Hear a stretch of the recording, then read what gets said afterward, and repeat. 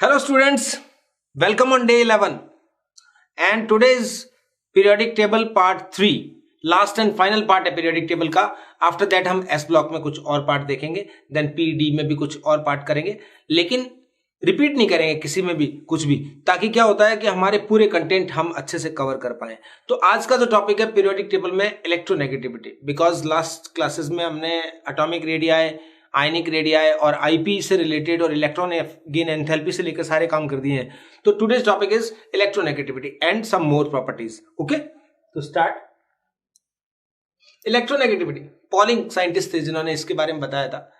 Tendency to attract shared pair of electrons, shared electrons को अपनी तरफ अट्रैक्ट करने की टेंडेंसी है। और इसमें सबसे बड़ी बात कि ये जो प्रॉपर्टी है ये एटम की एक कंबाइंड स्टेटिव प्रॉपर्टी है। जब वो किसी के साथ बॉन्ड बनाता है तभी ये प्रॉपर्टी है, क्योंकि शेयर्ड इलेक्ट्रॉन को अपनी तरफ अट्रैक्ट तभी तो करेगा जब कोई बॉन्डिंग होगी। ठीक है, जबकि आपने जो पढ़ी थी आयनाइजेशन एंथैल्पी और इलेक्ट्रॉन गेन एंथैल्पी, ये इंडिविजुअल एटम की प्रॉपर्टी थी, नहीं आइसोलेटेड एटम। लिखा रहता था ना कि आइसोलेटेड गैसेस एटम, उस आइसोलेटेड का मतलब जनरली लोग समझाते नहीं है, लेकिन उसका मतलब होता है कि इंडिविजुअल एटम की प्रॉपर्टी है। ओके, तो ये पॉलिंग का जो एक बेस था, इसके बेस पे उन्होंने क्या करा, बहुत सारे एलिमेंट्स की इलेक्ट्रोनेगेटिविटी उन्होंने क्या करी, कैलकुलेट करी।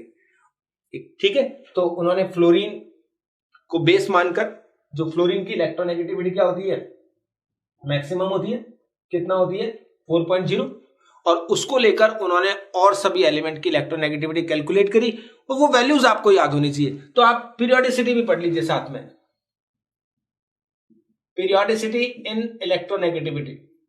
तो हम क्या कहते हैं कि when we move from left to right in a period, ये लेफ्ट टू राइट जा रहे हैं तो electronegativity increases, and top to bottom in a group electronegativity decreases. मैंने सारी वैल्यूज लिख दी है, क्योंकि ये वैल्यू हमें अल्टीमेटली चाहिए होती है, कभी भी केमिकल बॉन्डिंग में चाहिए होती है, परसेंटेज आयनिक कैरेक्टर कैलकुलेट करने में, रिडॉक्स में चाहिए होती है, ऑर्गेनिक केमिस्ट्री में चाहिए होगी। तो फिर हमें इलेक्ट्रोनेगेटिविटी की वैल्यूज याद ही कर लेना चाहिए। तो देखिए, याद करने का एक वे बताता हूँ। हाइड्रोजन के लिए 2.1 है, ये तो अलग से याद करना है। बाकी यहाँ लिथियम से लेकर फ्लोरीन तक नॉर्मल गैसेस की 0 होती है, because they have no tendency to gain और lose electron, so they have 0 electronegativity. Okay, तो अब यहां देखिए लिथियम से फ्लोरीन तक 1 से 4 यानी ऑलमोस्ट 0.5 का डिफरेंस है। चेक करिए आप, यहाँ 2.5 होना चाहिए था, लेकिन एग्जैक्टली 2.45 होती है, तो मैंने वही लिखा है। ठीक है, क्योंकि मैं चाहता हूं इसको, सल्फर को और आयोडीन को आप प्रॉपर्ली समझ पाए, क्योंकि नहीं तो 2.5 सबका लिख देंगे तो फिर हमें पता नहीं लगता है। तो ये 0.5 का डिफरेंस है वहां तक। ये कोई रूल नहीं है, ये सिर्फ मैं आपको एक सुविधा दे रहा हूं ताकि you can remember these values. Okay, and after that 0.9 से लेकर यहां तक 0.3 का डिफरेंस है, देन 0.4 एंड देन 0.5, और ये ब्रोमीन का 2.8 होता है, आयोडीन का 2.55 होता है। तो ये सारी इलेक्ट्रोनेगेटिविटी याद कर लीजिए। This is the least value of electronegativity and this is the highest value of electronegativity. Fluorine and caesium जो है लोएस्ट होती है। इसमें आप याद कर लीजिए, देखिए क्लोरीन और नाइट्रोजन दोनों का 3 लिखा हुआ है, तो कभी क्लोरीन और नाइट्रोजन का कंपैरिजन आए तो ऑलमोस्ट सेम है, लेकिन इसमें आपको किसको मानना होता है, स्लाइटली मोर, क्लोरीन को मोर इलेक्ट्रोनेगेटिव मानना होता है। ठीक है, जब भी बॉन्ड बनेगा। तो इसी तरह फास्फोरस और हाइड्रोजन की इलेक्ट्रोनेगेटिविटी भी ऑलमोस्ट क्या है, सेम है। और लेकिन आयोडीन, सल्फर और कार्बन, इसको आप ऐसे ध्यान रखें, 2.55, 2.5 एंड 2.45, ये कुछ वैल्यूज हैं जिन्हें हमें ध्यान रखना है कि पीरियोडिक टेबल में ऐसा होता है। ओके, 2 साइंटिस्ट और है जिन्होंने इलेक्ट्रोनेगेटिविटी के बारे में बताया पॉलिंग के अलावा।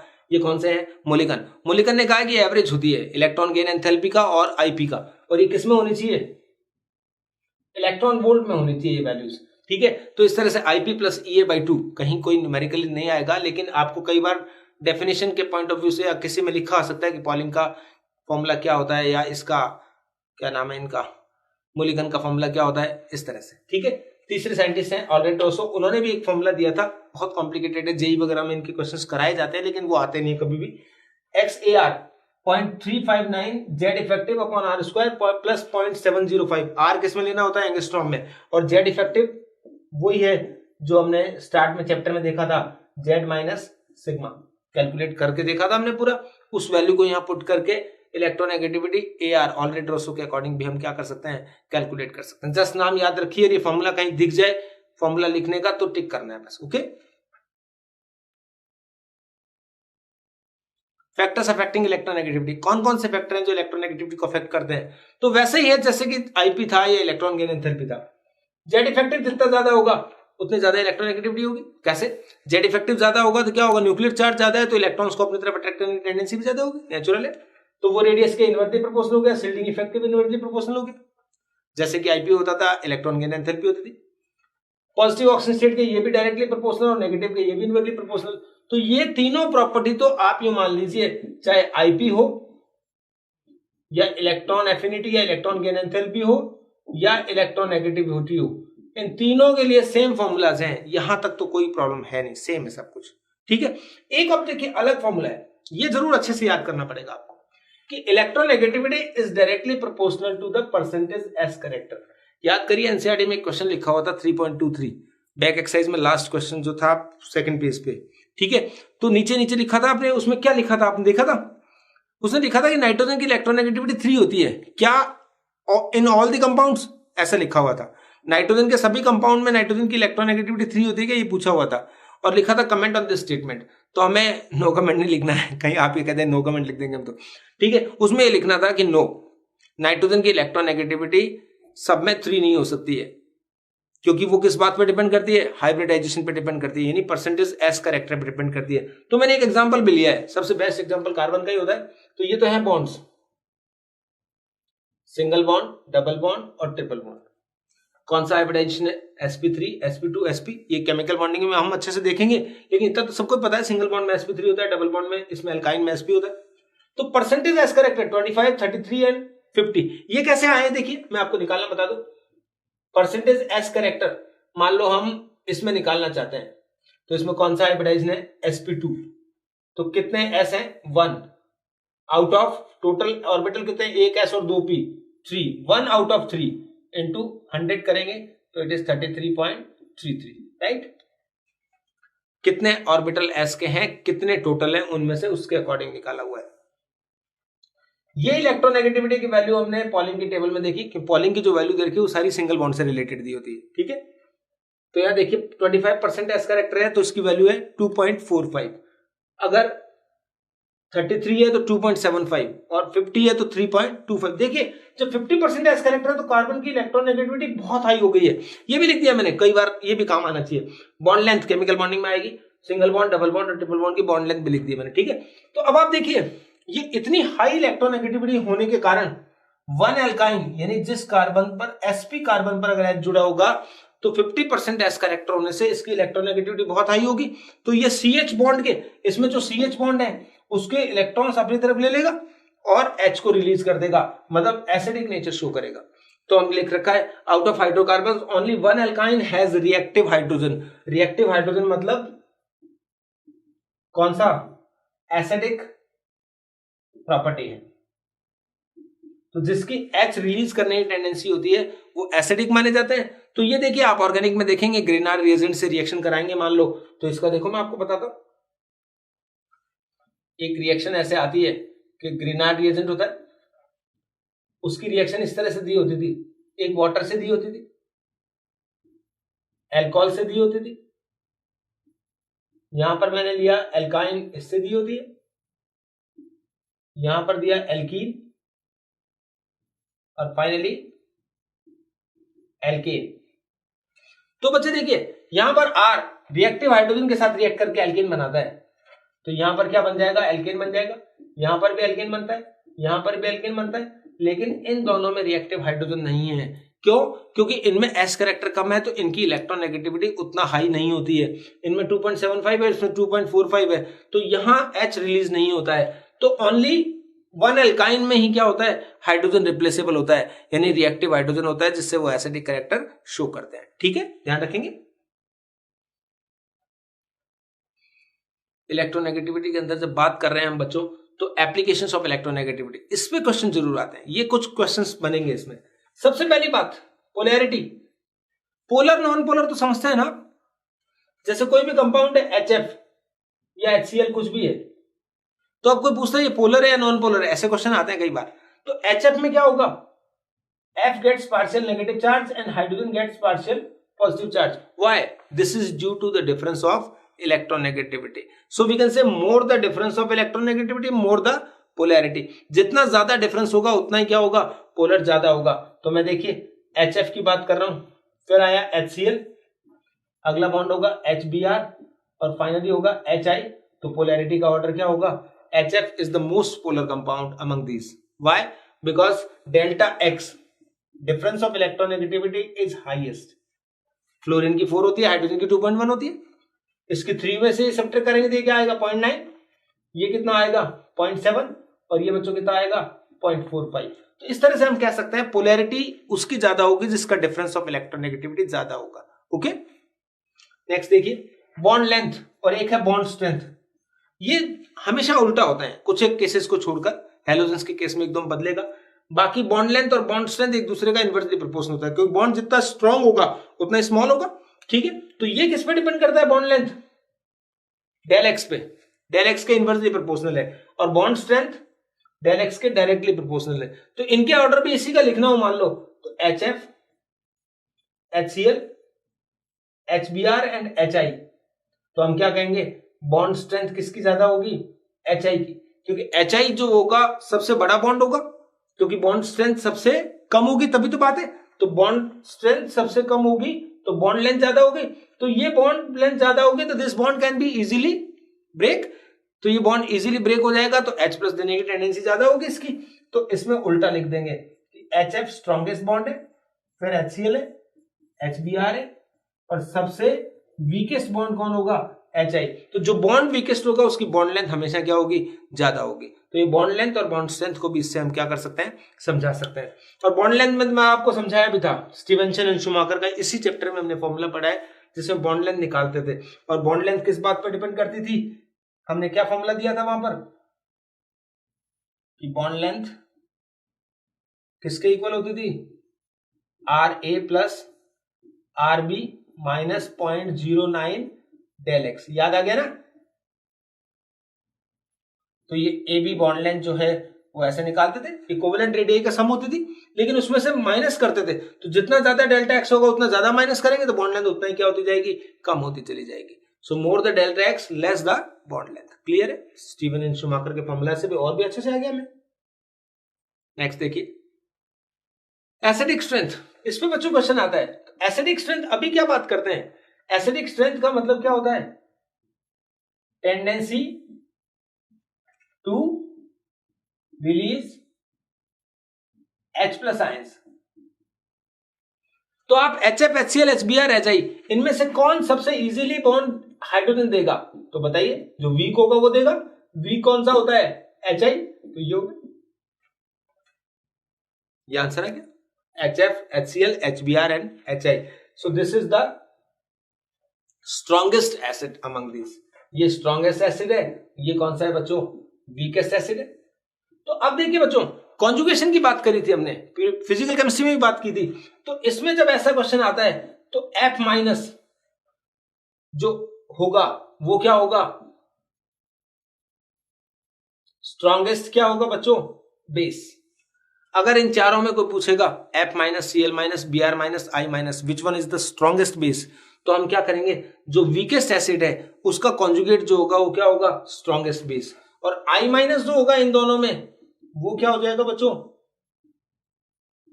Weakest base. समझ में आ गई बात?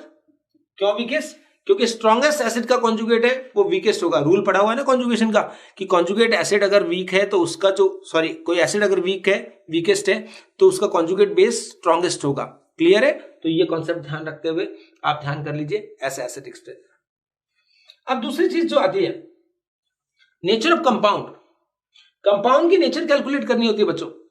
कंपाउंड के नेचर के लिए ये गैलिस का एक प्रैक्टिकल फॉर्मूला है, अदरवाइज तो एक हेनी और स्मिथ का फॉर्मूला होता है थ्योरेटिकली, जो नेक्स्ट पेज पे बताऊंगा मैं आपको कि परसेंटेज कैलकुलेट करने के लिए वो फॉर्मूला दिया हुआ है, तो हम उससे परसेंटेज कैलकुलेट कर लेते हैं। लेकिन प्रैक्टिकली जब अप्लाई किया गया तो वो सही नहीं आया।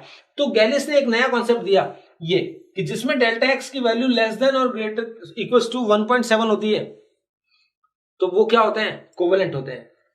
यहां लेस देन ही कर दीजिए बच्चों, हाँ, और ग्रेटर देन और होती है तो क्या होता है? आयनिक कंपाउंड होता है। आयनिक होगा विद कोवेलेंट कैरेक्टर, अगर लेस देन है तो क्या होगा? Covalent with ionic character. कोई भी कंपाउंड आएगा उसके अंदर इस तरह से कंसीडर किया जाएगा। और डेल एक्स की वैल्यू अगर 1.7 होगी तो ये माना जाएगा कि 50% आयनिक कैरेक्टर है, ना उसमें कोवेलेंट माना जाएगा ना ही उसे आयनिक। ये प्रैक्टिकल कॉन्सेप्ट है, थियोरेटिकली एक फॉर्मूला है उससे अलग आएगा।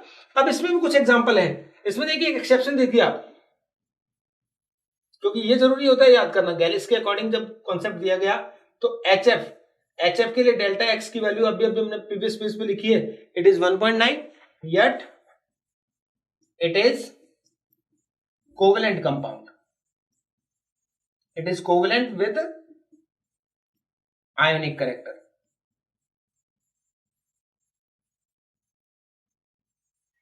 ठीक है बच्चों, तो HF में 1.9 है, फिर भी उसे इसको एक्सेप्शन कैटेगरी में डाल दिया। बाकी सब इस कॉन्सेप्ट से मेनली मोस्ट ऑफ केमिस्ट्री में सही आते हैं। तो केमिस्ट्री में क्या है, प्रैक्टिकल जो है वो सच है, वो सच है, उसको आप पढ़ाने के लिए कुछ रूल्स बनाए होते हैं, उनमें से कुछ लोग फॉलो नहीं करते हैं, उनको अलग लिख देते हैं एक्सेप्शन मान के। बाकी एक्सेप्शन वो खुद नहीं है, वो तो फैक्ट है। फैक्ट तो वही होता है जो सही होता है।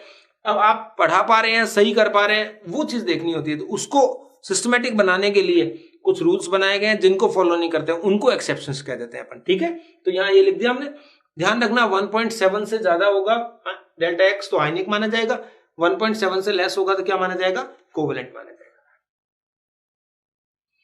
ये देखिए, लेकिन थ्योरेटिकली अगर आपको कोई बोलता है कि calculate the percentage ionic character of HCl में या किसी में भी आपको कहा कि परसेंटेज आयनिक कैरेक्टर कैलकुलेट करिए, तो आपको ये एक फॉर्मूला दिया हुआ है। ये कौन से साइंटिस्ट ने दिया था, हेनी एंड स्मिथ। तो हेनी एंड स्मिथ का ये फॉर्मूला है बच्चों।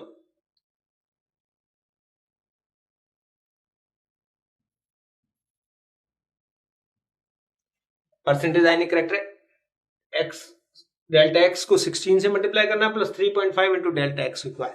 तो HCl में कैलकुलेट करना है, तो H और Cl, तो बच्चों देखिए डेल्टा एक्स हमने कहा, तो Cl की इलेक्ट्रोनेगेटिविटी माइनस हाइड्रोजन की इलेक्ट्रोनेगेटिविटी, इट इज 0.9। तो बस आसान है।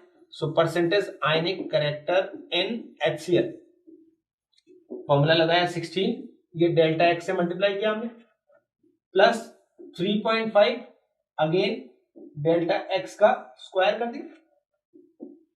तो इस तरह से बच्चों ये 17-18% जो भी आता है, ठीक है, 17 पॉइंट समथिंग परसेंट आएगा, मुझे नहीं ध्यान है, आप कैलकुलेट कर लेना, क्योंकि इसमें टाइम खराब करेंगे तो फिर आगे अपन ज्यादा कंटेंट नहीं पढ़ पाएंगे। 16 को 0.9 से मल्टीप्लाई करना 14 पॉइंट समथिंग हो जाएगा, ये 3.5 को इससे करना है तो ये कुछ आएगा, तो अप्रोक्स मुझे जो ध्यान है 17 पॉइंट समथिंग आंसर आएगा। ये परसेंटेज निकाल दिया।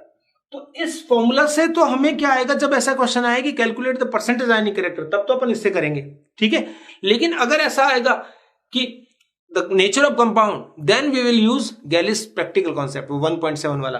अदरवाइज इससे अगर रखेंगे तो इसमें डेल्टा एक्स अगर 2.3 होता है तो फिर क्या आता है, 50% आता है। तो इसको अपन कॉन्सेप्ट को थ्योरेटिकली काम में लेंगे, कैलकुलेट करने में यूज नहीं करेंगे प्रैक्टिकली। ओके, ये ध्यान रखना है।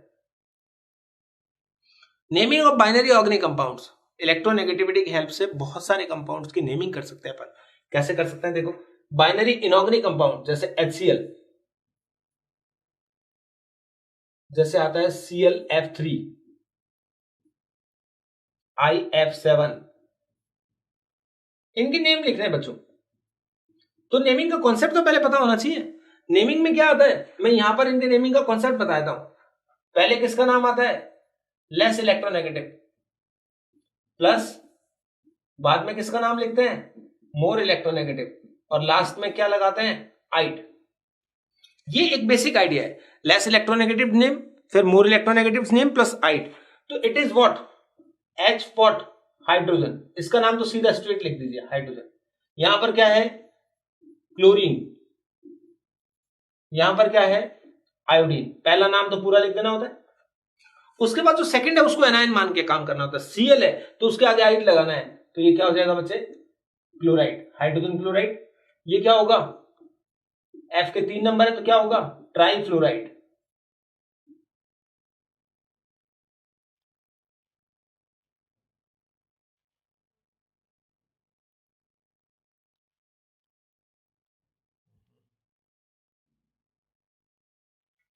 ट्राई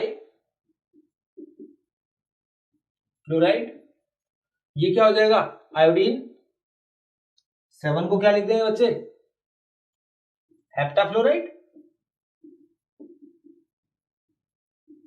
तो क्लोरीन ट्राईफ्लोराइड, आयोडीन हेप्टाक्लोराइड, ऐसे देखो N2O5 ये कंपाउंड है, तो अपन क्या लिख देंगे, डाई नाइट्रोजन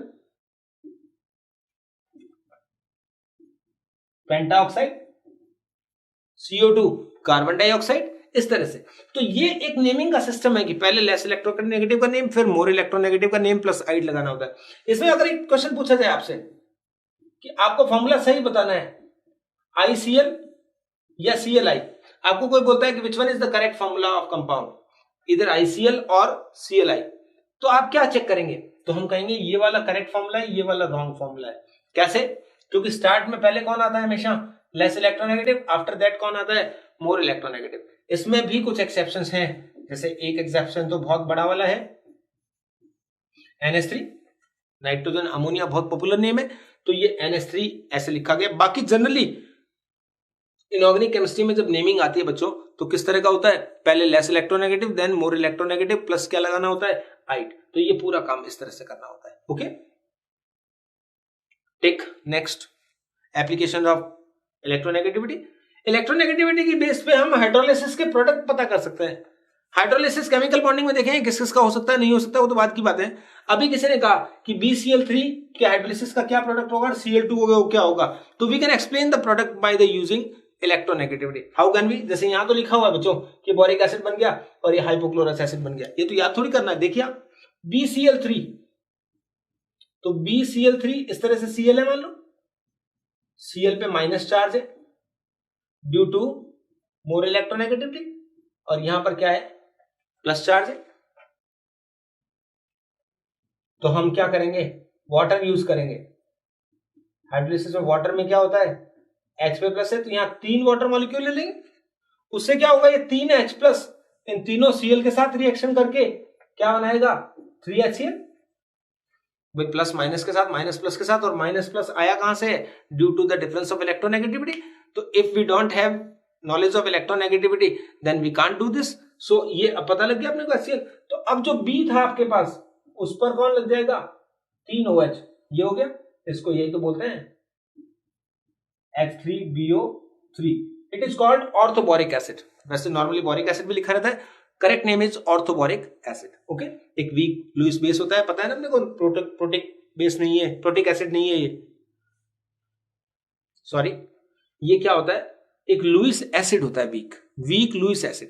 कैसे बच्चों, कि इसकी लॉन पेयर लेने की टेंडेंसी होती है, एक लॉन पेयर ले सकता है, तो ये लुईस के अकॉर्डिंग एसिड है, ना कि प्रोटिक एसिड है। समझ में आ गया, प्रोटॉन डोनर नहीं है। Okay, Cl2O gives HOCl on hydrolysis. अब HOCl का हमें पता नहीं था मान लो, तो हम क्या करेंगे, O पर 2 Cl जुड़े हुए हैं ऐसे, तो out of Cl and oxygen, chlorine is less electronegative, so it gets positive charge and oxygen gets negative charge. बस 2 ही पार्ट करिए। एक ही वाटर मॉलिक्यूल लीजिए, तो वाटर मॉलिक्यूल में H पे प्लस है और OH पे क्या है, तो ये जो Cl प्लस है वो किसके साथ जाएगा, माइनस वाले के साथ, तो ये क्या बनाएगा बच्चे, HOCl, और ये H प्लस इस OCl के साथ जाएगा, तो 2 मॉलिक्यूल्स ऑफ HOCl बन जाता है। तो इलेक्ट्रोनेगेटिविटी के बेस पे हम ये भी डिसाइड करते हैं कि हाइड्रोलिसिस के प्रोडक्ट्स क्या होंगे। Okay, nature of hydroxide, nature of oxides, ये सब भी अपन इलेक्ट्रोनेगेटिविटी के बेस पे एक्सप्लेन कर सकते हैं। तो यहां पर 2 रूल है, देखिए, फर्स्ट ये और सेकंड ये। फर्स्ट है XO minus XA is greater than और equal to XO minus XH। देखिए बच्चों, XO मतलब electronegativity of oxygen, it is 3.5, XH electronegativity of hydrogen, मतलब ये कितना आ गया बच्चों, 1.4। तो अगर दोनों की इलेक्ट्रोनेगेटिविटी का डिफरेंस 1.4 से ज्यादा है, ए का देखना है आपको, O का तो फिक्स है ही 3.5, तो ये कम होगा तभी तो ज्यादा होगा। तो ऐसा केस एग्जांपल से समझा देता हूं मैं आपको। Suppose for NaOH, XO minus XNA, ये हाइड्रोक्साइड ऐसे मानना है बच्चे, AOH। ओके, तो A लिखा है वो तभी, तो A मतलब सोडियम, तो ये कितना होगा बच्चे, 3.5 माइनस 0.9, इट इज 2.6, तो it is far greater than 1.4। सो अगर ऐसा होगा तो आपको याद करना पड़ेगा ये हाइड्रोक्साइड कौन सी नेचर का होगा, बेसिक नेचर का होगा। अगर XO माइनस XA अगर इतना है तो ये बेसिक होगा, और अगर इससे लेस है तो ये कैसा हो जाएगा, एसिडिक हो जाएगा। इसका भी एक एग्जांपल दे दो, जो पहले हमने को आयनाइजेशन कांस्टेंट, सॉरी क्या बोलते थे उसे, आयनाइजेशन कांस्टेंट नहीं बोलते थे ना, सॉरी, आईपी, आयनाइजेशन पोटेंशियल। कई बार देखो चीजें याद नहीं आती है, तो आयनाइजेशन पोटेंशियल के बेस पे काम करना था। तो यहां पर ये अब वही एग्जांपल मैंने वापस लिया, यहां मैंने वही एग्जांपल लिया, देखो ClOH, तो electronegativity of oxygen minus electronegativity of chlorine, so it is 3.5 minus 3, तो ये आंसर आया 0.5, so it is less than 1.4। तो ये कंपाउंड तो कैसा हो गया, एसिडिक हो गया, और NaOH जो है वो क्या हो गया, बेसिक हो गया। ठीक है, तो NaOH बेसिक कंपाउंड है और ClOH कैसा है, एसिडिक कंपाउंड है। तो बच्चों इस तरह से किसी भी, ये एक्चुअली ऐसे इसलिए नहीं पढ़ाया मैंने आपको कि NaOH बता पाए आप, वो तो आप वैसे ही बता दोगे NaOH पीरियोडिक टेबल में देख के ही, लेकिन कई बार डेटा ऐसे गिवन आते हैं कि XO माइनस X से अगर 1.8 है तो अब बताइए, तो हमें पता होना चाहिए अगर 1.4 से ज्यादा है तो वो कैसा होगा, बेसिक होगा, और उससे अगर कम है तो कैसा होगा, एसिडिक होगा। तब उसके लिए पढ़ाया है, अदरवाइज तो वैसे ही पीरियोडिक टेबल में बता दूंगा मैं भी आपको। नेचर ऑफ ऑक्साइड्स, उसके लिए मैंने कुछ डेटा बनाया, देखिए XO माइनस X अगर 2.3 से ग्रेटर देन है तो बेसिक होता है, XO माइनस XA 2.3 है तो एम्फोटेरिक होता है, और XO माइनस XA अगर 2.3 से लेस होता है तो कैसा होता है, एसिडिक होता है। ये भी प्योर डेटा ड्रिवन है। ठीक है, तो डेटा देखकर आपको कभी कोई आंसर देना हो तो, अदरवाइज कोई पूछेगा NaOH बेसिक है या कौन एसिडिक है, कहां रखा हुआ है, तो हम पीरियोडिक टेबल के बेस पे करेंगे, वो भी मैं समझाऊंगा। ठीक है, acidic and basic strength in the periodic table, ये है सबसे इंपॉर्टेंट पार्ट, और 100% क्वेश्चन आएगा इसमें से। इस टॉपिक को अपने को बहुत अच्छे से ध्यान देना है, क्योंकि अभी तक हम सीख रहे थे किसके बेस पे, डेटा के बेस पे, अब हम सीख रहे हैं पीरियोडिक टेबल के बेस पे, तो ये ज्यादा स्ट्रांग होगा, याद करना भी आसान होगा, और इसमें आपको चीजें आएगी भी अच्छे से, कॉन्सेप्ट वाइज भी। देखिए, तो ये अपन बात कर रहे हैं किस किस के लिए, जनरली फॉर हाइड्रोक्साइड, अभी जो पढ़ा है फॉर ऑक्साइड्स, और एक और डेटा होता है किसके लिए, जो ज्यादा क्वेश्चन आता है, फॉर हाइड्राइड्स। इन तीनों के लिए अपन बात कर रहे हैं एसिडिक और बेसिक स्ट्रेंथ की। क्लियर? तो मैं देखिए बोलता हूं, ए, ये पीरियड, और ये मूवमेंट कौन सा, लेफ्ट टू राइट, पीरियोडिसिटी में लेफ्ट टू राइट जाते हैं।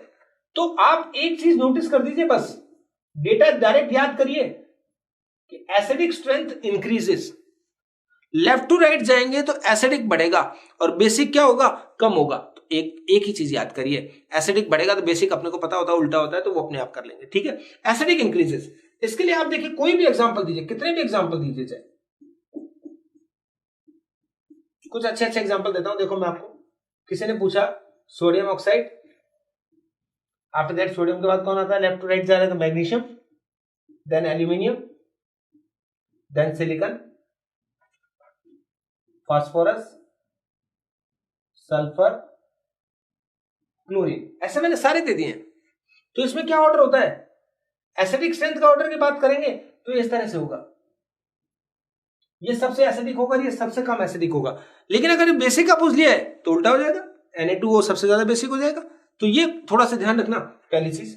और देखिए बच्चों, मान लो मैग्नीशियम हाइड्रोक्साइड है और एल्यूमिनियम हाइड्रोक्साइड है, आपसे पूछा है कौन ज्यादा बेसिक होगा, ये किसका ऑर्डर पूछा, मान लो आपको ये बेसिक का, ये पहला वाला ऑर्डर आपने किसका लिखा था, एसिडिक का। ऐसे अपने को जो भी पूछेगा उसके अकॉर्डिंग लिखना है। तो अब मैं आपके लिए दे रहा हूं, देखो एक, अब आपको बताना है, पॉज करके बताना पहले एक बार, फिर आंसर। आप कार्बन, नाइट्रोजन और ऑक्सीजन और फ्लोरीन के हाइड्राइड्स हैं, मीथेन, अमोनिया, वाटर। तो आपको पता करना पड़ेगा कार्बन, नाइट्रोजन, ऑक्सीजन, फ्लोरीन, यानी पीरियड में लेफ्ट टू राइट जा रहे हैं, ये हाइड्राइड्स हैं। और आपको किसी ने पूछा है कि give the correct order of acidic strength, तो हम पढ़ा होता है कि लेफ्ट टू राइट जाते हैं तो एसिडिक स्ट्रेंथ क्या होती है, तो HF is the strongest acid among these, and methane is the strongest base among these. Methane is basic then NH3, याद कर लेना इस बात को। तो ये इस तरह से अपन कहते हैं कि लेफ्ट टू राइट जाते हैं तो एसिडिक स्ट्रेंथ बढ़ती है, and there is no exception, एक भी एक्सेप्शन नहीं है इसमें। ठीक है, तो लेफ्ट टू राइट जाएंगे एसिडिक बढ़ेगा, और क्या होगा, ये लिखना चाहो तो ये भी लिख दो, कि बेसिक क्या होगा, कम होगा। एक काम पूरा हो गया कि पीरियड में जब पीरियोडिक टेबल में हम लेफ्ट टू राइट जाएंगे तो पोजीशन आएगी, अब एक आ गया ऑक्साइड फर्स्ट ग्रुप का, एक कोई आया आगे का, एक आया नॉन मेटल का, वो बोलेगा एसिडिक स्ट्रेंथ बताओ, तो हमें पता है लेफ्ट टू राइट जा रहे हैं अपन, तो क्या होगा, एसिडिक स्ट्रेंथ बढ़ती चली जाएगी। ओके,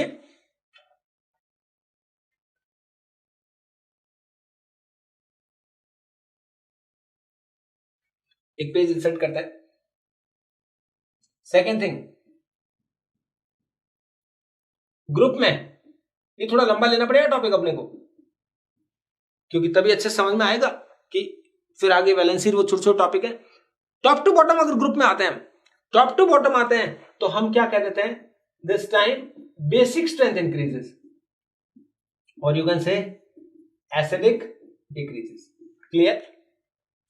पहले हमने देखा लेफ्ट टू राइट एसिडिक बढ़ता है, तो top to bottom generally opposite होता है, तो बेसिक स्ट्रेंथ इंक्रीज करेगी।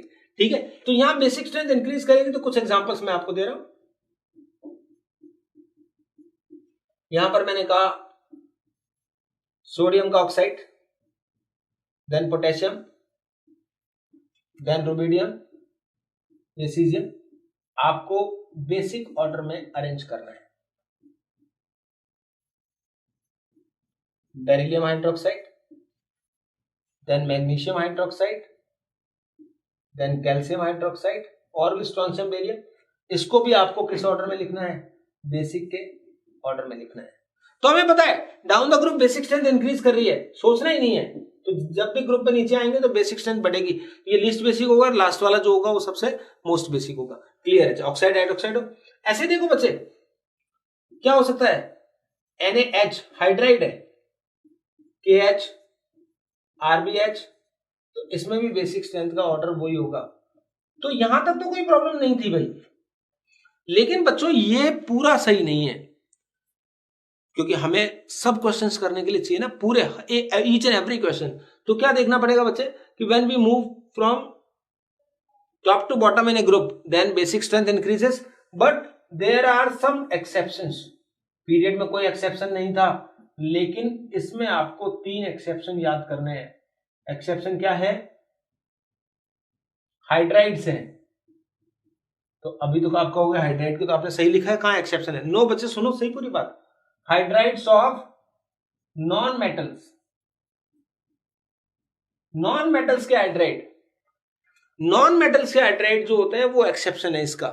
कैसे आएंगे नॉन मेटल के हाइड्राइड, कौन से ग्रुप के होंगे, 15, 16 एंड 17th ग्रुप हाइड्राइड। पक्का याद कर लो बस बच्चे, इनमें से ही क्वेश्चन एक जरूर आता है। मैं भी एग्जांपल दिखाता हूं आपको, ये जो एक्सेप्शनल एग्जांपल है वो मैं लिख रहा हूं। तो देखो बच्चे, अभी भी पढ़ा था अपन ने, HCl, HBr और HI, ये चारों हैं, इनमें आपको वही पूछते हैं एसिडिक का। तो देखिए आप पीरियोडिक टेबल के अकॉर्डिंग देख रहे हैं, वो अभी जो इलेक्ट्रोनेगेटिविटी कॉन्सेप्ट पढ़ा था मान लो भूल गए अपन, नहीं आ रहा आपने को, नो प्रॉब्लम। तो देखिए FCl, we are moving down the group. Okay, down the group हमने पढ़ा था बेसिक बढ़ता है, लेकिन ये कौन से ग्रुप का, 17th ग्रुप का हाइड्राइड है, 17th ग्रुप का हाइड्राइड है, इन केस में क्या होता है, एसिडिक इंक्रीज करती है। याद करना है, 3 एग्जाम्पल दे रहा हूं बस। 16 ग्रुप में लिया मैंने, सॉरी 15 का ले लिया, पहले 16 का भी लेते हैं, चलो पहले 16 का ले लो। चलो H2O, H2S, H2Se और H2Te, ये सेम यही ऑर्डर होगा एसिडिक का, यहां पर down the group acidic. 15th group के हाइड्राइड PS3, ASS3, SbS3 और BiS3। इसमें अगर कोई पूछा किसी ने बेसिक का आंसर दीजिए, आप किस तरह से आंसर देंगे बच्चों। तो डाउन द ग्रुप अपना क्या होता है, एसिडिक बढ़ता है, तो बेसिक क्या होगा, डिक्रीज करेगा। तो ये वैसे तो आपने पढ़ा होता है सबको, और ये एग्जांपल तीनों वेरी वेरी इंपॉर्टेंट की कैटेगरी में आते हैं, तो ये जरूर याद करना है अपने को। ओके, तो 3 एक्सेप्शन हो गए, तो बस 3 एक्सेप्शन पढ़ते थे, कितना क्लियर हो गया कि when we move from left to right in a periodic table then acidic strength increases, down the group basic strength increases, and these are only 3 exceptions, hydrides of non metals, or you can say hydrides of 15, 16 and 17th group। Clear है? Next और देखिए बच्चों, अब oxides category बनाइए oxides की। ए हमने कहा basic oxides,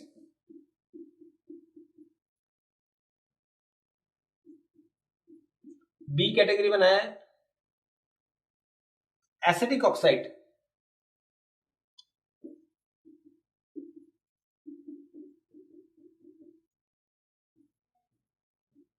basic और एसिडिक ऑक्साइड दो बात करते हैं अपन। अभी पढ़ा था हमने पीरियोडिक टेबल में इधर जा रहे हैं तो क्या हो रहा है, एसिडिक बढ़ रहा है, इसका मतलब जो लेफ्ट साइड है उनके ऑक्साइड्स बेसिक होंगे, तो लेफ्ट साइड कौन होता है, मेटल्स होते हैं। तो यहां पर आप एक अंडरस्टूड वे में दिमाग में फीड कर लीजिए, ऑक्साइड्स ऑफ मेटल्स, जो मेटल्स के ऑक्साइड होते हैं वो हम बेसिक होते हैं। जैसे first group second group highest होंगे, जैसे Na2O, K2O, calcium oxide, like this. Acidic में क्या होगा, ये कौन होंगे, oxides of non metals. Non metal के जितने भी ऑक्साइड्स होंगे वो सारे के सारे कैसे होंगे बच्चों, एसिडिक होंगे। जैसे आप देखो क्लोरीन का ऑक्साइड है, सल्फर के ऑक्साइड है SO2 SO3, कार्बन का ऑक्साइड है जैसे CO2, नाइट्रोजन के ऑक्साइड है N2O5 etc। तो ऐसे नॉन मेटल के ऑक्साइड जो होंगे वो सब क्या होंगे, एसिडिक होंगे, राइट। तीसरी कैटेगरी आती है जो इतना इंपॉर्टेंट है कि मोस्ट ऑफ बार क्वेश्चन आते हैं, दो अब जो टॉपिक बताऊंगा, न्यूट्रल और डी, और लिखूंगा मैं एक amphoteric. Can you differentiate them?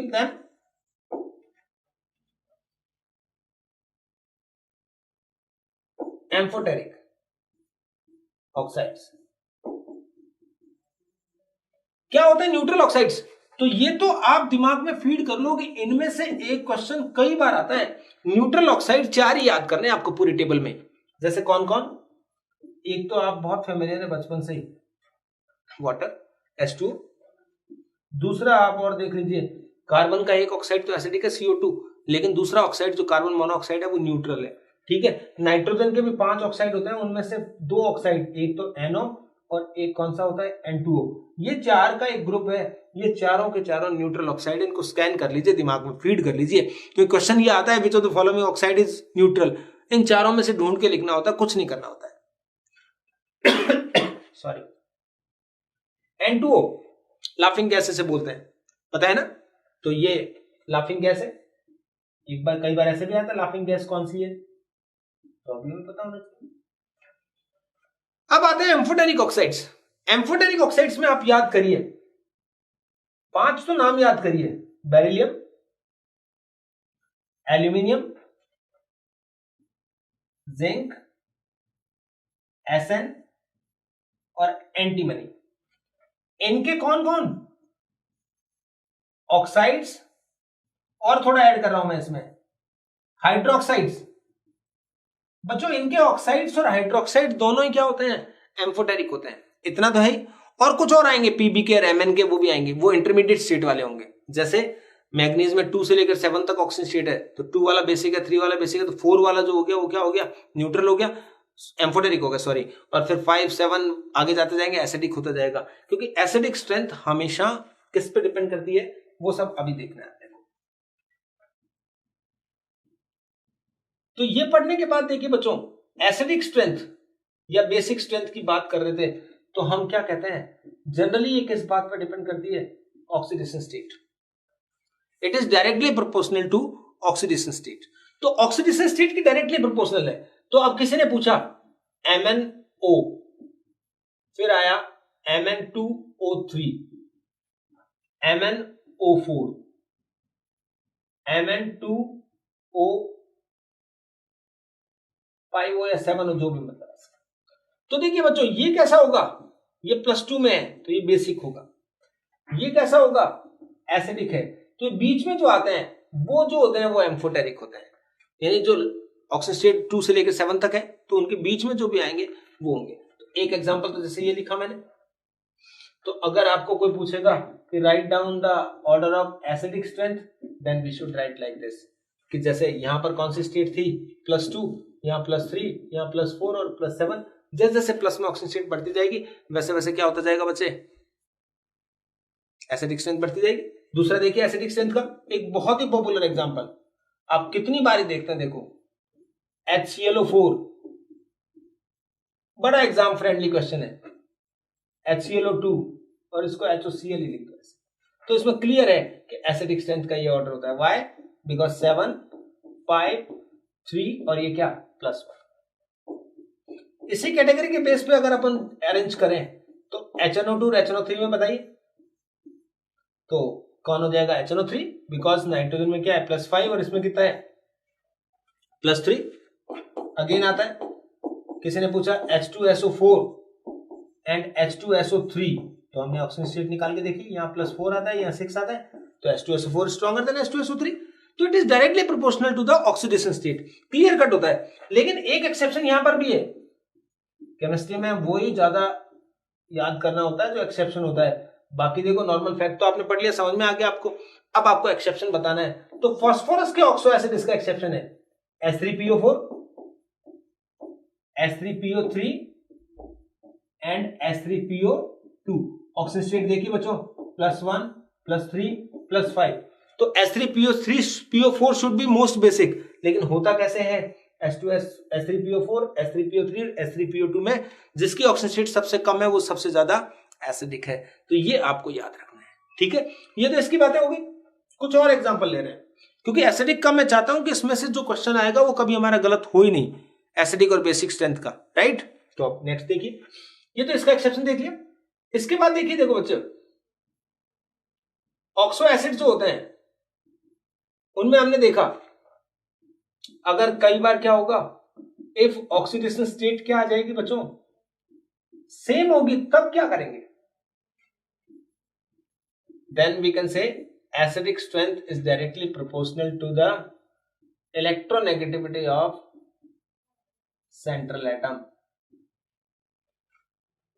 For an example, एक और बहुत example, examination friendly example, HOCl, HOBr, HOI। तो देखिए यहां सब में Cl की ऑक्सीजन स्टेट क्या है, सब में +1 +1 +1। पहले तो ऑक्सीजन स्टेट से देखेंगे, लेकिन ऑक्सीजन स्टेट अगर सेम होगी देन क्या करेंगे, ऐसे देंगे। क्यों? बिकॉज इलेक्ट्रोनेगेटिविटी किसकी ज्यादा होती है, Cl की ज्यादा होती है। तो बस इलेक्ट्रोनेगेटिविटी के डायरेक्टली प्रोपोर्शनल करके आंसर दे देंगे, कहीं भी कोई प्रॉब्लम बिल्कुल भी नहीं है, ठीक है। अगर 2 में आता HClO2, HBrO2, HiO2, अगेन वही होता, क्योंकि ऑक्सीजन स्टेट में तो उनके पता लग नहीं रहा है +3 +3 +3 है, तो इलेक्ट्रोनेगेटिविटी के बेस पे भी आपको इस तरह से आंसर दे देने हैं। तो ये एसिडिक स्ट्रेंथ के कुछ आंसर मैंने बताए, बाकी P ब्लॉक में, D ब्लॉक में उनमें आ जाएंगे और केमिकल बॉन्डिंग में आ जाएंगे, जो भी बचेगा, लेकिन सब कुछ हमें अच्छे से करना है, ओके। नेक्स्ट टॉपिक आता है valency and oxygen state. Valency generally क्या होती है, वैलेंसी N होती है या फिर 8 - N होती है। ये किसके लिए होती है, S और P ब्लॉक वालों की बात चल रही है, ठीक। N क्या चीज है, N अगर 1 2 3 4 है,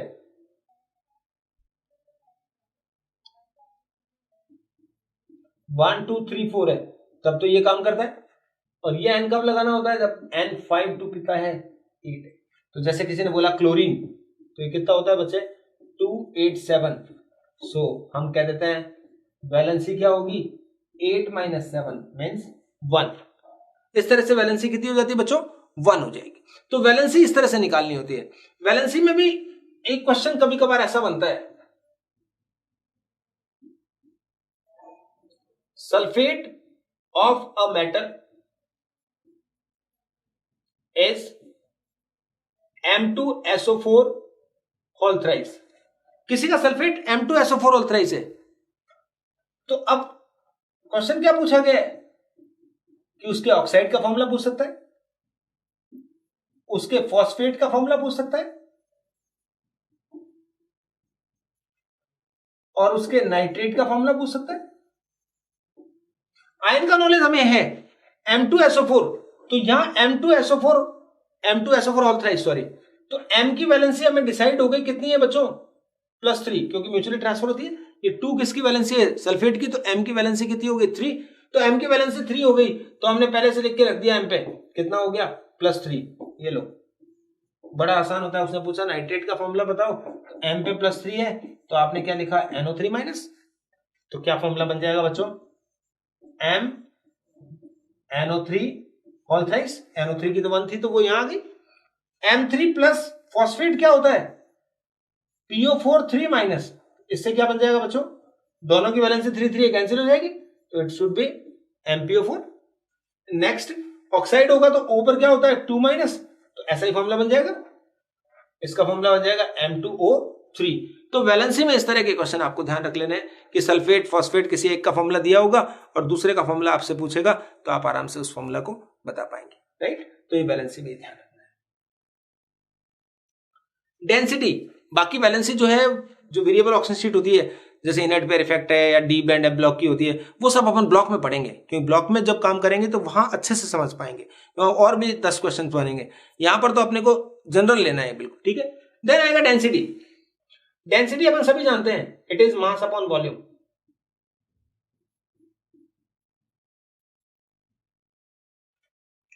और आप देखिए पीरियड में लेफ्ट टू राइट जाते हैं तो डेंसिटी पहले बढ़ती है, देन मिडल तक जाने के बाद क्या होती है, कम होती है, राइट, ये याद करना है। और ग्रुप में अगर आप टॉप टू बॉटम आते हैं बच्चों, तो हम कहेंगे डेंसिटी क्या होती है, इंक्रीज करती है। Down the group both mass and volume both increases, because mass increases more than that of volume comparatively। तो वॉल्यूम की कंपैरिजन दोनों चीज बढ़ती है डाउन द ग्रुप, मास भी बढ़ता है वॉल्यूम भी, लेकिन मास ज्यादा बढ़ता है, दैट्स व्हाई डेंसिटी क्या होती है, बढ़ती है। एस ब्लॉक में अपन एक क्वेश्चन देखेंगे सोडियम और पोटेशियम वाला, ठीक है, उसको एक प्रॉपरली याद करना होता है अच्छे से। तो मैं आपको 2 का ऑर्डर यहां एक बार बता दूं, वैसे एस ब्लॉक में अपन देखेंगे वो ऑर्डर।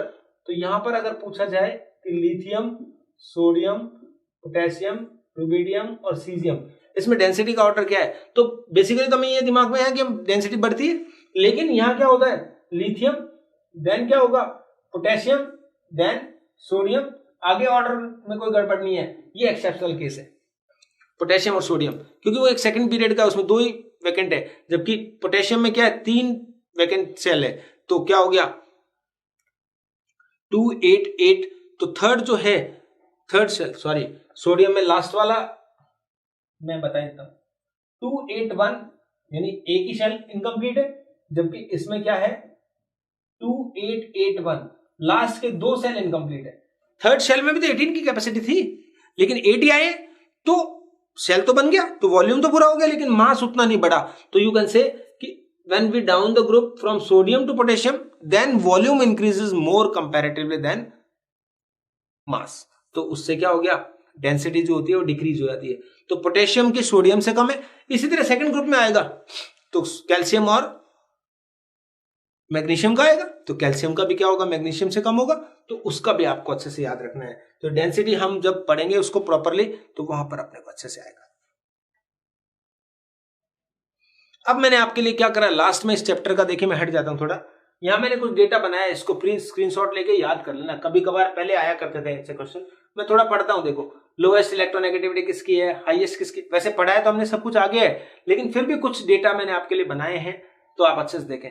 हाईएस्ट आईपी किसका है, हीलियम का है, लोएस्ट किसका है, सीजियम का है। इनमें अपने को रेडियो एक्टिव एलिमेंट जो होते हैं फ्रांसियम वगैरह, उनको इग्नोर करना है, बाहर निकाल लेना है। Lowest melting point, lightest element कौन है, स्मॉलेस्ट एटॉमिक रेडियस किसकी है, तो आप इसको बच्चे जरूर पढ़ ले, 2 पेज में है ये, आप इनको देख लें, इसका स्क्रीनशॉट ले लें आप।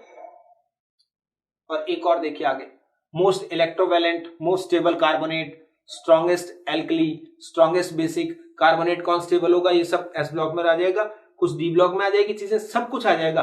जैसे देखिए कुछ ऐसे क्वेश्चन होते हैं, dry ice, dry bleacher, hair bleach करते हैं ना कलर का नाम, तो H2O2 काम आता है, ड्राई आइस कौन होता है, CO2 होता है। तो ये कुछ बातें हैं जो याद करने की है, वो मैंने आपके लिए लिख दी है यहाँ पर, ठीक है। और इसी कैटेगरी में